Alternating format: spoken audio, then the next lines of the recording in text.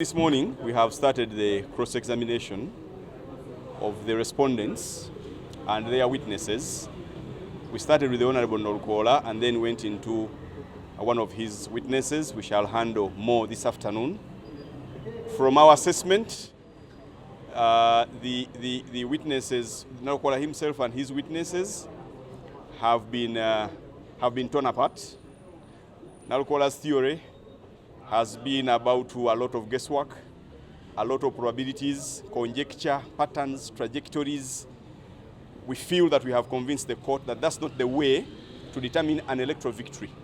An electoral victory is determined by certainty of numbers.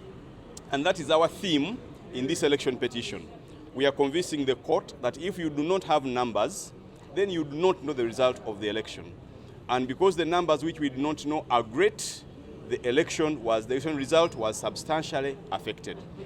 From our examination this morning, we are convinced that all the kind of theories that Nalukoola was building around his election, and the reason why we don't have the choices of the 16,640 voters, that all those theories, all those suggestions, all those trajectories, all those patterns have been thrown apart. Now, as to his witness, who was denouncing and denying bribery allegations, our scheme was also to tear her apart. And we have completely, in our view, destroyed her narrative. Her narrative was, I was doing these things, I didn't bribe. I was doing these things before, during, and after the election.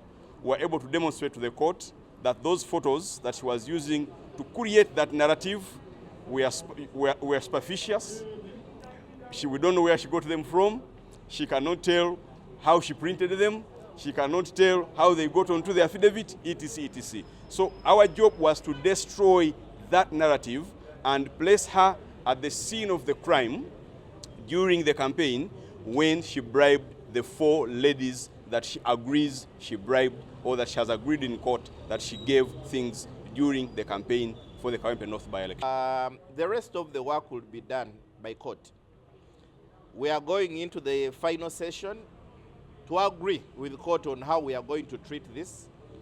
But without us, the lawyers, having to speak so much, we had the Nabakoza, the witness in court.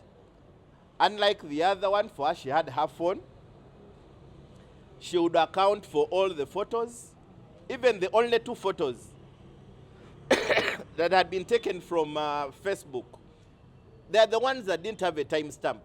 And you'd see the lawyer trying to waste a lot of time on all the photos and ignore the 4 important photos, which we think it was a form of accountability to the client, that I asked so many questions for so many minutes, but we believe our case has not been disintegrated. So we hope and are very confident that court will be in position to do what it has to do. And you, as the people, because this has been a political case, and lucky enough, for the first time, we've had every Ugandan following. So the court and us, the lawyers, the results will come at the right time. But you, as the public, you can also judge for yourselves. That's the narrative that we have broken. That narrative was built around photos. And that's why I attacked those photos again and again, to break that narrative. And we are convinced that we've broken it. We've broken the chain of those photos. You had her say that she did not print them. In the affidavit, she says she printed them. You had her say that she sent them to the lawyer. In the affidavit, says something else. You had her say in the affidavit that I took them with Galaxy S23. Then in court says I got them from Facebook. That narrative is destroyed. So she can no longer rely on those photos to tell us that lie. It's broken completely, and that's what we're doing. First of all, when you report a case, it is always very, very beautiful that the narrative of what you reported comes out in court. And I've seen that has already been achieved, even with the first respondent.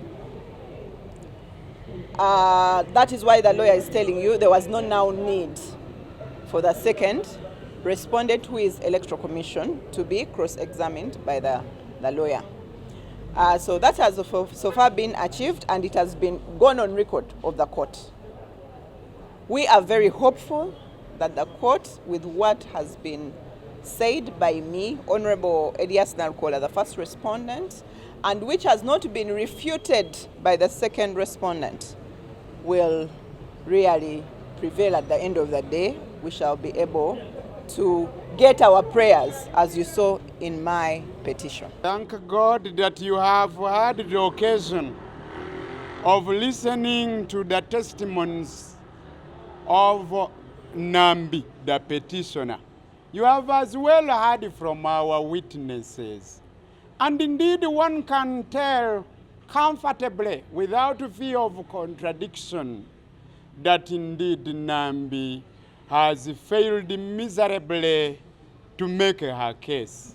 The onus is not on us to prove the allegations or claims set out in the petition. He who alleges must prove. It's Nambi to prove. Like I have already alluded that there is a certain public speaker who stated that it is easy to steal a drum, but where will you drum it from? Nambi is laboring and futility to prove that indeed she would win. You know, she's just a wishful thinker. She wishes that she could become a member of parliament representing Kawempe North, which could not happen. She should just sit down and strategize. She can even go to any other constituency where she may be popular. But here she has failed miserably. I pray that you live longer.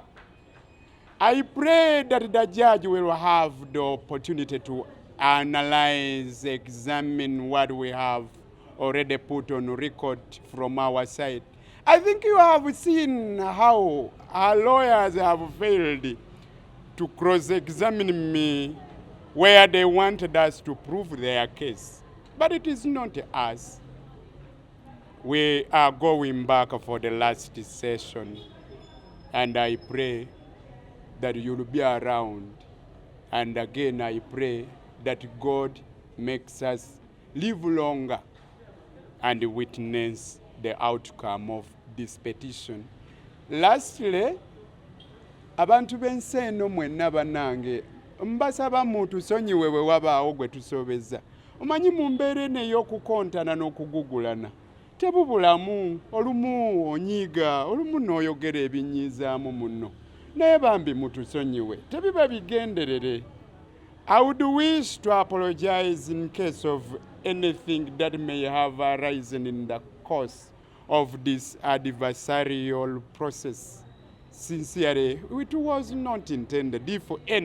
If any person was annoyed in any way, kindly find a place in your heart and forgive us in case of anything that went wrong. I thank you.